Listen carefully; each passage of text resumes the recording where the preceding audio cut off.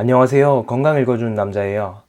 오늘은 알면 도움되는 심리학 상식 1편인데요. 살다 보면 저 사람은 왜 저러지? 이런 상황에는 내가 어떻게 해야 할까? 심리학이 필요한 순간이 많습니다. 주변에 물어봐도 사람마다 다른 대답에 답답해하거나 그렇다고 책으로 공부하기에는 어려운 분들을 위해 준비했습니다. 오늘은 그중 1편입니다. 첫 번째는 가짜약 효과입니다. 플라시보 이펙트라고도 하는 가짜약 효과는 약효가 전혀 없는 약을 먹고도 병이 난 것과 같은 효과를 얻는 현상을 가짜약 효과라고 합니다. 영어로 플라시보란 생물학적으로는 아무런 효과가 없는 물질이지만 효과를 믿는 사람에게 실제로 효과를 나타내는 약물이나 물질을 말합니다. 비단 약물뿐 아니라 사람이 마음 먹는 것과 믿음의 힘이 그만큼 강력하다는 반증이기도 합니다.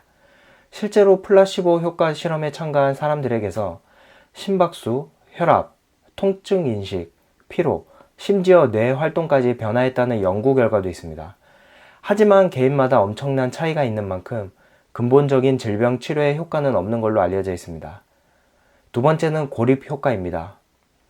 사회심리학 고립 효과는 좁은 공간에서 함께 생활하면 나타나는 심리와 행동이 변화하는 현상입니다. 장기간 남극에 파견된 연구원들에게서 많이 나타나서 남극형 증후군이라고 불리기도 했습니다. 지하철에 빈자리가 많은데도 내 옆에 누군가 앉는다면 심리적으로 불안감을 느끼는 것도 이것 때문입니다. 개인 간의 거리가 침해받는다고 느껴서입니다. 이는 오랜 기간 함께한 부부에게서도 나타나는데 한 침대에서 지낸 부부보다 오히려 각각의 침대에서 잠을 잤던 부부가 부부관계가 더 좋았다고 합니다.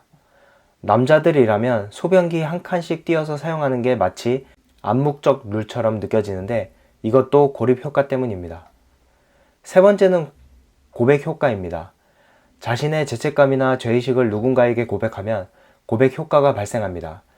이는 자신의 잘못을 다른 이에게 고백함으로써 죄의식이 줄어들거나 남을 돕는 행위가 오히려 적어지는 현상인데요. 성당에서 하는 고해성사라고 들어보셨을 겁니다. 한 마을에서 고해성사를 하고 나서 사람들의 기부 행위가 많이 줄어들었다는 결과가 나왔는데 이는 대표적인 고백 효과입니다. 이외에도 몰래 바람을 피우던 상대방이 외도 행위가 들키기 전에는 죄책감에 잘해주다가 들켜서 추궁을 당하게 되면 적반하장으로 더 화를 내거나 잘해주지 않는 경우입니다. 이를 고백 효과 때문이라고만 보기 힘들지만 사실이 드러남으로써 죄책감이나 죄의식이 사라진다는 부분에서 고백 효과라고 볼 수 있습니다. 네 번째는 고슴도치 딜레마입니다. 독일의 염세주의 철학자로 유명한 쇼펜하우어의 책에서 언급된 주제로 고슴도치들이 추위를 견뎌내려고 모였지만 서로의 가시들로 인해 추웠다가 찔려서 고통스럽다가를 반복하며 거리를 두는 현상을 말합니다. 우리는 흔히 직장 생활을 오래 하다 보면 아무리 좋은 직장 동료라도 어느 정도 거리를 두고 친해지기를 꺼립니다. 사람은 누구나 개성이 있고 살아온 환경과 가치관이 다릅니다. 그런 사람과 좋은 관계를 유지하다가 의견 충돌로 인해 감정이 상하는 경우는 흔한 일입니다. 그때 너무 가까운 관계는 오히려 독이 될 수 있습니다. 그렇다고 너무 고립되어 독단적으로 되는 것도 좋지 않습니다. 서로 간의 존중으로 적당한 선을 찾는 게 중요합니다. 다섯 번째는 과잉 적응 증후군, 일중독증이라고도 합니다.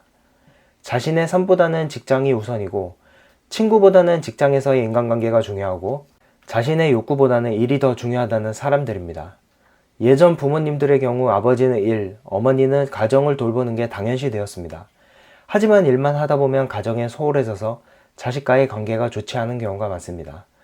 이 때문에 최근에는 일과 삶의 밸런스를 뜻하는 워라밸이라는 신조어도 생기기도 했습니다. 전쟁이 막 끝난 무렵 먹고 사는 문제를 걱정하던 시절에는 일 중독이 되어서라도 가난을 벗어나려고 했지만 이로 인한 부작용으로 번아웃 증후군이 되어 회복이 어려운 상태까지 가기 전에 건강한 취미생활과 적절한 휴식이 필요합니다. 지금까지 5가지 심리학 상식에 대해 말씀드렸는데요. 알고 계셨다가 실생활에 도움이 되셨으면 합니다. 만약 기억이 가물해질 때면 다시 한번 보시는 것도 좋은 방법입니다.